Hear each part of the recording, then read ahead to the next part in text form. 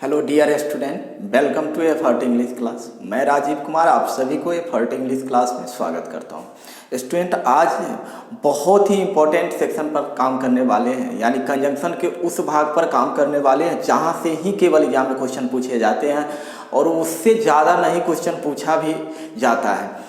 तो आप निश्चित रहे कि मैं वो आज आपके साथ शेयर करने वाला हूँ जिससे बाहर एग्जाम में क्वेश्चन पूछता नहीं है और उसके अलावा आपको एग्जाम के लिए कंपटीशन के ज़्यादा पढ़ने की आवश्यकता नहीं है। ऐसे पढ़ने के लिए तो कंजंक्शन बहुतों पढ़ाया जा सकता है, लगातार कंजंक्शन ही 20 घंटा पढ़ाया जा सकता है, लेकिन वो सबके सब जो है आपके एग्जाम के लिए ज़रूरत नहीं है।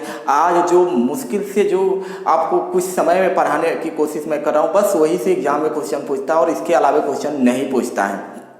तो कंजंक्शन का बहुत ही इंपॉर्टेंट सेक्शन लेकर आया हूँ आपके साथ और यहाँ से एग्जाम में बहुत क्वेश्चन पूछता है, इसलिए पूरे वीडियो को देखिए और एक बार आपको खुद एहसास हो जाएगा कि इसके बाद कुछ एग्जाम में क्वेश्चन नहीं आता है और आपसे एक भी क्वेश्चन छूटेगा नहीं। इसलिए पूरे वीडियो को देखिए, निश्चित रूप से आपको बहुत फायदा होने वाला है। स्टूडेंट, हमने कंजंक्शन की बात की है। कंजंक्शन के बारे में आप जानते हैं कि कंजंक्शन का जो प्रयोग किया जाता है दो शब्दों को जोड़ने के लिए, दो वाक्य को जोड़ने के लिए, बस इसी के लिए प्रयोग किया जाता है।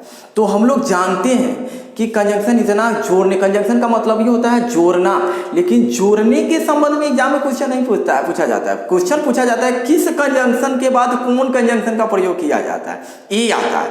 तो देखते हैं कैसे होता है। कंजंक्शन जो होता है मुख्यतः दो ही प्रकार का कंजंक्शन होता है, एक होता है कोऑर्डिनेटिव कंजंक्शन और दूसरा होता है सबऑर्डिनेटिव कंजंक्शन। कंजंक्शन दो ही प्रकार का होता है, कोऑर्डिनेटिव कंजंक्शन और सबऑर्डिनेटिव कंजंक्शन। कोऑर्डिनेटिव कंजंक्शन का जो काम होता है, कोऑर्डिनेटिव कंजंक्शन हमेशा दो समान रैंक के, दो सामान्य स्तर के शब्दों को जोड़ने का काम करता है। जैसे अगर बोले एग्जाम्पल में, जैसे देखिए एग्जाम्पल में होता है राम इज, जैसे देखिएगा पुलिस बट ऑनेस्ट।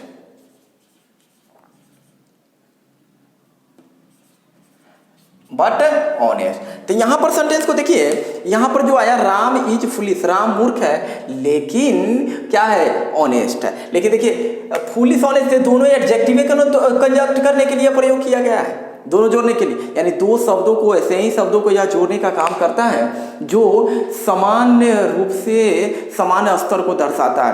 कहने का मतलब राम जो है वह ईमानदार, मूर्ख है लेकिन क्या है, ईमानदार है। यानी सेंटेंस में वो सेंटेंस को नहीं जोड़ता है, दो समान रैंक के शब्द को जोड़ता है, कोऑर्डिनेटिव कंजंक्शन कहलाता है। यानी कोऑर्डिनेटिव कंजंक्शन से मतलब ही ये होता है कि समान स्तर के दो शब्दों को जोड़ने का काम ये कोऑर्डिनेटिव कंजंक्शन करता है। अब बात आता है कोऑर्डिनेटिव कंजंक्शन के बाद जो आता है आपको देखिए सबऑर्डिनेटिव कंजंक्शन के बाद, तो इसमें बट आ जाता है। जैसे कि इसी में जो आ जाता है बट आ जाता है आपका, एंड बट आता है, एंड आता है, नॉर आता है, नाइदर आता है, ये सब वर्ड जो होता है आपको ये सब आता है, आइदर आता है, ये सब आता, और आ जाता है, ये सब वर्ड जो होता है सिंगल रूप में आता रहता है। ये सब काम करता है, जोड़ने का काम करता है। लेकिन जब बात कीजिएगा सबऑर्डिनेट कंजंक्शन का, तो सबऑर्डिनेट कंजंक्शन जो होता है, सबऑर्डिनेटिव कंजंक्शन, वह दो स्टेटमेंट को जोड़ने का काम करता है। क्या हुआ, कोऑर्डिनेटिव कंजंक्शन दो शब्दों के समान रैंक का जो होता है, समान लेवल का, एक स्तर का होता है, उसको जोड़ने का, और ये सबऑर्डिनेटिव कंजंक्शन जो होता है दो स्टेटमेंट को जोड़ने का काम करता है। जैसे देखिएगा दो स्टेटमेंट को एक कैसे जोड़ता है, जैसे देखिएगा एग्जाम्पल में Ram sings and Sita dances. देखिए राम सिंग्स एक स्टेटमेंट हो गया, यानी राम गाता है, एंड सीता डांसेस, सीता क्या करती है, नाचती है। देखिए ये दो सेंटेंस को जोड़ा, एक कंप्लीट स्टेटमेंट ये हो गया, एक कंप्लीट स्टेटमेंट ये हो गया, और दोनों को जब जोड़ा तो ये बन गया क्या, ये हो गया सबऑर्डिनेट कंजंक्शन। यानी कोऑर्डिनेटिव कंजंक्शन सबऑर्डिनेटिव कंजंक्शन एक ही चीज है, लेकिन दोनों का जब दो तरह का काम करता है, एक दो शब्दों को जोड़ता है तो कोऑर्डिनेटिव कंजंक्शन होता है, जब दो स्टेटमेंट को जोड़ता है तो सबऑर्डिनेटिव कंजंक्शन होता है। और यहाँ से एग्जाम में क्वेश्चन को नहीं पूछा जाता है सामान्यतः, क्योंकि आप जानते ही हैं एंड है, बट है, बोथ, ये सब सेंटेंस में आ जाए कहीं।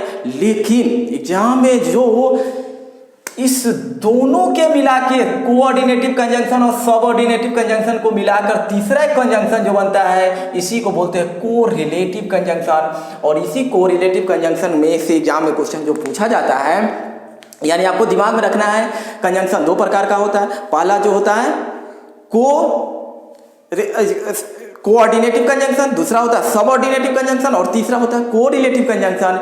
जो बनता है आपको कोऑर्डिनेटिव और सबऑर्डिनेटिव के मिलाकर कोरिलेटिव बनता है। और एग्जाम में कहाँ से आता है? कोरिलेटिव से आता है। और कोरिलेटिव से क्यों आता है एग्जाम में? बहुत क्वेश्चन आता है, खास करके वो ध्यान में स्टूडेंट रखेंगे जो सीजीएल के मेंस देने वाले एग्जाम है जो स्टूडेंट, उनके लिए यहाँ से निश्चित रूप से आज के क्लास से 2-3 क्वेश्चन उनको आने वाला है, निश्चित रूप से आएगा। तो वो लोग विशेष रूप से ध्यान रखेंगे कि कोरिलेटिव कंजंक्शन में यह देखा जाता है कि किस कंजंक्शन के बाद किसका प्रयोग होता है। जैसे देखते हैं बोथ आता है तो उसके बाद क्या चीज का प्रयोग होना चाहिए? एंड का होना चाहिए। आइदर आता है तो उसके बाद क्या होना चाहिए? और का प्रयोग होना चाहिए। नाइदर आता है तो उसके बाद क्या होना चाहिए? नॉर का प्रयोग होना चाहिए। लेकिन एग्जाम में क्या कर देगा? आइदर के साथ नॉर का प्रयोग कर देगा, सेंटेंस एरर। आइदर के साथ नॉर का प्रयोग कर देगा, गलत। नाइदर के साथ और का प्रयोग कर देगा, गलत। जबकि नाइदर के साथ नॉर का प्रयोग, तो यानी कोरिलेटिव कंजंक्शन से ही एग्जाम में क्वेश्चन पूछा जाता है। और कितना भी कंजंक्शन को पूरे पढ़ ले, जानकारी बहुत हो जाए कंजंक्शन का, लेकिन एग्जाम के क्वेश्चन को अटेम्प्ट करने के लिए आपको इतना कंजंक्शन को पढ़ना पड़ेगा।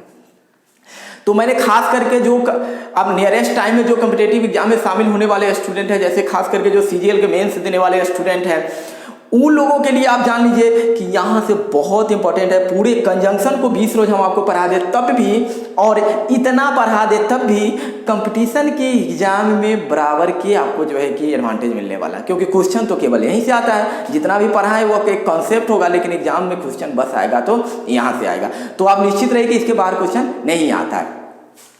तो अब देखिए यहाँ पर क्या है, हम लोग बात करने वाले हैं जो प्रॉपर रूप से वह कोरिलेटिव कंजंक्शन के बारे में बात करने वाले हैं, और वहाँ से एग्जाम में क्वेश्चन को पूछा जाता है।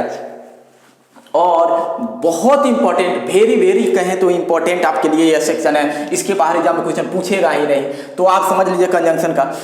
और उसका मैंने ये आपका कलेक्शन देने की कोशिश किया है कि इसके अलावा क्वेश्चन आता ही नहीं है, तो आप इस कलेक्शन को इतना को निश्चित रूप से पढ़िए।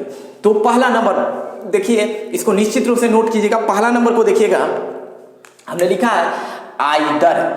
आइदर के बाद हमेशा और का प्रयोग किया जाता है। एग्जाम में दिमाग रखिएगा, आइदर के बाद हमेशा और का प्रयोग किया जाता है। और लेकिन एग्जाम में क्या करेगा? आइदर के साथ नॉर का प्रयोग कर देगा, गलत हो जाएगा। एट का प्रयोग कर दे, डैट का कर दे, एल्सो का कर, कुछ भी कर दे, सब गलत होता है। यानी एक ही सही होता है कि आइदर के बाद और का प्रयोग होता है। और देखिए आपको मैंने यहाँ पर हिंदी लिखा इसलिए कि आपको अर्थों का प्रयोग समझ में आना चाहिए। एग्जाम में क्वेश्चन को सॉल्व करने के लिए आपको अर्थ की भी आवश्यकता नहीं है, बस इतना दिमाग में। लेकिन आप भी तो प्रयोग करना चाहते हैं दैनिक जीवन में, आप भी तो इंग्लिश जब बोलते हैं तो वहां पर प्रयोग होता है। यहाँ तो इसकी तो प्रयोग स्पीकिंग इंग्लिश में बहुत ज्यादा है। तो आप इसको इस ख्याल से, आप जब कोई डिस्क्रिप्टिव पेपर लिखते हैं, कोई आर्टिकल्स को लिखते हैं, या प्रेसिस आपको लिखना होता है डिस्क्रिप्टिव में, वहां अगर लिखते थे तब तो फिर अर्थ वाला को जरूरी पड़ जाए, क्योंकि किसका क्या अर्थ होता है और कैसे कंजक्ट करेंगे तो जरूरी है। तो अर्थ इसलिए जानने की जरूरत है, लेकिन कॉम्पिटेटिव जब ऑब्जेक्टिव टाइप के एग्जाम में क्वेश्चन हो तो उसके लिए आपको अर्थ जानने की जरूरत नहीं, डायरेक्ट ये दिमाग में रहना चाहिए कि आइदर के बाद क्या आता है? और आता है। और एग्जाम में जो है गलत कर देता है, कोई और चीज का प्रयोग कर देता है, और इसका मीनिंग होता है या तो या। जैसे देखिएगा एग्जाम में कैसे कुछ हम आपको एग्जाम्पल से डील करने की कोशिश कर रहे हैं। जैसे देखिएगा हम कहेंगे या तो राम, या तो हम देखिए क्या हिंदी देखिएगा, या तो राम या उसका भाई मेरा मदद करता है। या तो राम या उसका भाई मेरा मदद करता है। और एग्जाम में दे देगा either Ram nor his brother helps me, और इस तरह से common error, improvement, this that, जो करके पूछना है उसको पूछने दीजिए। आपसे गलती नहीं होगा, आपसे निश्चित रूप से गलती नहीं होगा। बस आपको इतना जान लेना है और इसके बाद गलती नहीं होता है। तो देखिए डियर स्टूडेंट्स, यहां पर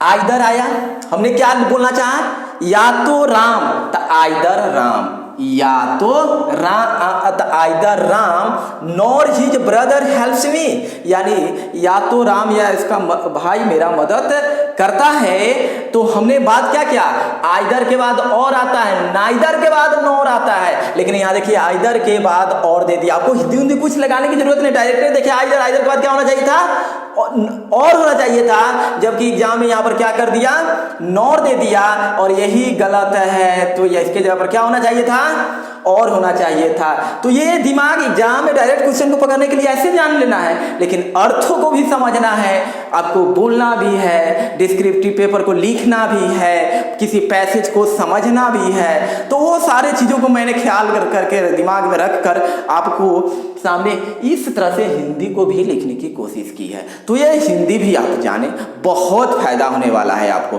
तो देखिए इसी तरह से दिमाग में रखना है, आइदर के बाद क्या चीज का प्रयोग करेंगे, और का, और उसका अर्थ होता है या तो या। और मैंने एक सेंटेंस को बनाकर बताया आपको कि आइदर राम और हिज ब्रदर, या तो राम या उसका भाई मेरा मदद करता है।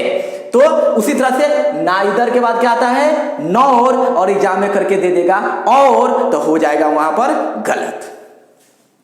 देखिएगा दो या ऑल्दो आ जाए, दो या ऑल्दो आ जाए तो हमेशा याद रखिए उसके बाद एट का प्रयोग किया जाता है। जबकि जो आज तक मैंने 20 सालों का जो सेट का एक्सप्लेनेशन किया है, प्रीवियस ईयर बैंक है, एसएससी है, एनडीए, एयरफोर्स है, सबका जो सेट का एक्सप्लेनेशन मैंने किया है प्रीवियस ईयर का, उसके आधार पर मैं बता रहा हूं आपको कि ऑल्दो और दो के बाद देन का प्रयोग हमेशा एग्जाम में करके क्वेश्चन को दिया जाता है। और आपको दिमाग में क्या रखना है कि ऑल्दो आ जाए तब या दो आ जाए तो उसके बाद हमेशा जो प्रयोग करेंगे, किसका प्रयोग करेंगे, एट का प्रयोग करेंगे। और एग्जाम में जो मैं बोल रहा हूं वही पूछता है, बात को ख्याल रखिए। एट के जगह पर देन या देन करके आपसे पूछेगा तो गलत हो जाएगा।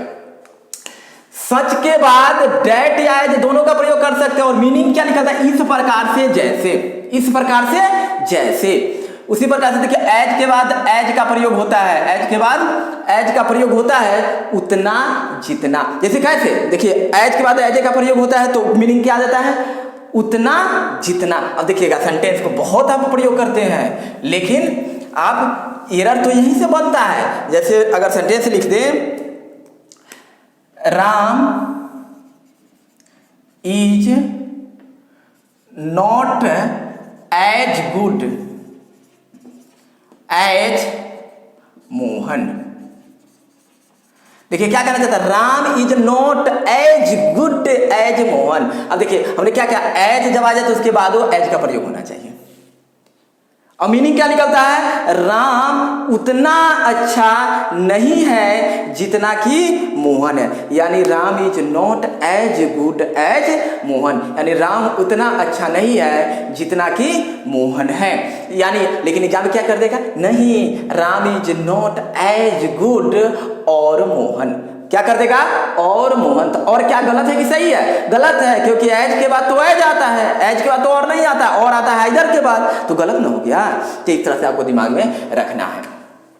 नॉट ओनली के बाद बट आल्सो होता है, और हिंदी निकलता है न केवल बल्कि। जैसे बोलते हैं ना, Ram is not only intelligent but also honest. मतलब कहता है राम न केवल चालाक है बल्कि ईमानदार भी है।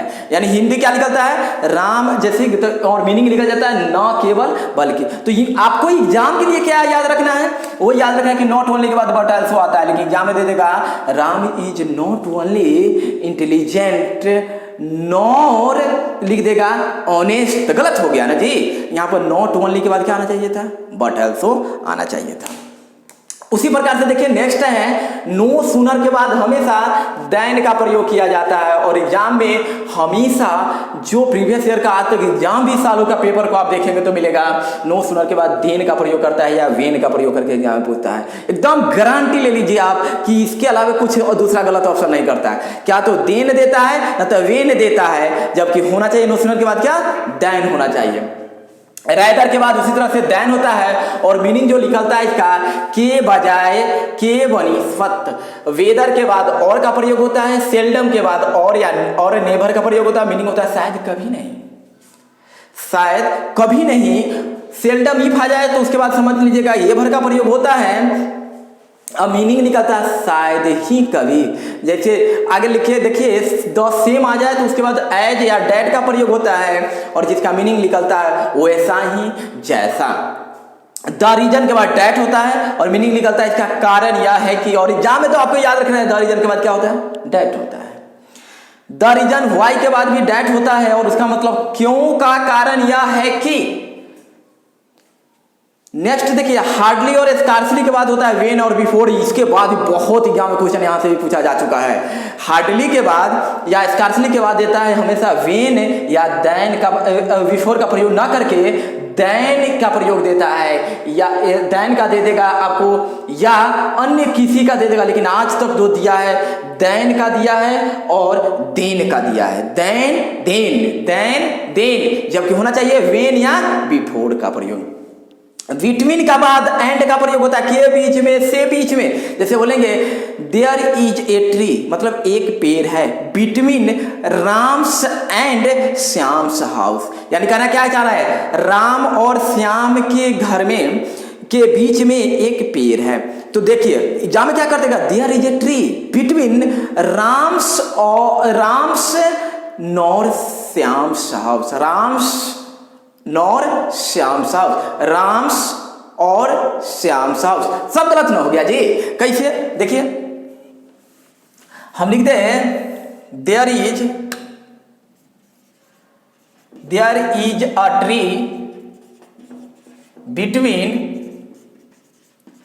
बिटवीन राम्स देखिए राम्स और श्याम्स हाउस। हम कहना चाहते हैं दो बड़े के घर है, एगो राम का घर है एगो श्याम के घर है, दोनों के बीच में एगो पेड़ है। तो हम कहने के चाहते हैं राम, तो लेकिन यहाँ पर बिटवीन वर्ड आया था, बिटवीन के बाद क्या चाहिए आपको बिटवीन के चाहिए एंड, यहाँ पर बिटवीन के बाद क्या दे दिया और, तो यही तो गलत हो गया। यहाँ पर क्या होना चाहिए था एंड होना चाहिए। समझिए ये आपके लिए एकदम मूल मंत्र दे रहे हैं, खास करके वो स्टूडेंट सब याद रखिएगा जिनको सीजीएल का मेंस का एग्जाम होने वाले हैं। यहाँ से एक दो क्वेश्चन तो जरूर ही धरा जाने वाला है एक ही पेपर में। तो और हर एग्जाम यहाँ से क्वेश्चन आता है, बहुत क्वेश्चन आता है और यहाँ से ज़्यादा भी नहीं आता है।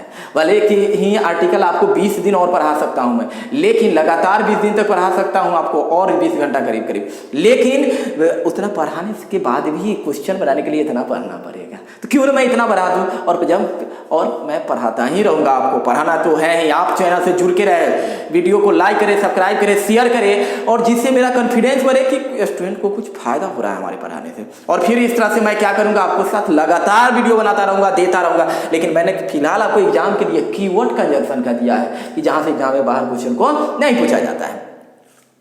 नेक्स्ट देखिए इल्स के बाद बट का उसी तरह से प्रयोग होता है, उसी तरह डाउट के बाद वेदर का प्रयोग होता है और हिंदी निकलता है शक है कि यदि कहीं। बोथ के बाद एंड होता है, जैसे लिखेंगे बोथ ऐसे जैसे देखिए हम लिखते हैं एग्जाम्पल में देखिएगा, लिख दें यहां पर बोथ राम और मोहन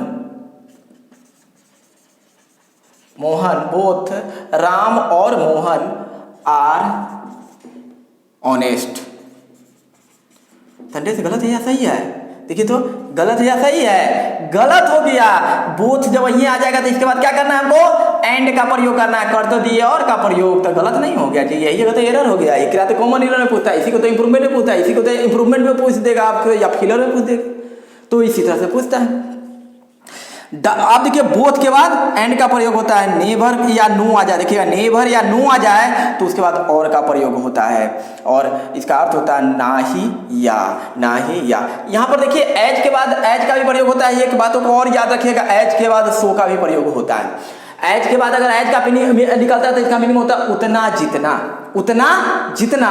जैसे Ram is as intelligent as Sita, Ram उतना ही तेज है जितना सीता। लेकिन जब ही लिख दीजिएगा राम एज के बाद सो का मीनिंग निकल जाता है, इसका मतलब जैसा वैसा। जैसे बोलते हैं ना एज यू डू, जैसा आप करते हैं, सो यू फाइंड, वैसा आप पाते हैं। As you do so you find, जैसा आप करते हैं वैसा पाते हैं। तो बस मीनिंग बदल देता, दिमाग में रखना है एज के बाद अगर एज आया तो ये सही होता है, एज के बाद अगर सो आ जाता तभी सही होता है। तो मैंने आपको कंजंक्शन का एक कीवर्ड देने की कोशिश किया है और एग्जाम में यहीं से क्वेश्चन आता है, चाहे जितना भी कंजंक्शन को आप पढ़ ले। तो एग्जाम के लिए विशेष करके कॉम्पिटिटिव स्टूडेंट दिमाग में रखे कि कितना भी पढ़े लेकिन इतना पढ़ना होगा, तो इतना को क्यों नहीं पढ़िएगा। इसलिए पढ़िए और इससे संबंधित आप सेट को बनाइए। देखिए इससे बाहर एग्जाम में क्वेश्चन आता ही नहीं है, आपके लिए बहुत फायदा करेगा। और लगातार मैं आपके साथ बना हूँ आपके लिए सारी समस्याओं को निदान करने के लिए। बस आपका जो काम है चैनल को सब्सक्राइब कर दिए, लाइक कीजिए, वीडियो को जो है कि देखिए पूरी तरह से, जिससे कि आप फायदा उठा पाए और अच्छे से अच्छे एग्जाम में परफॉर्म कीजिए। Thank you, all the best.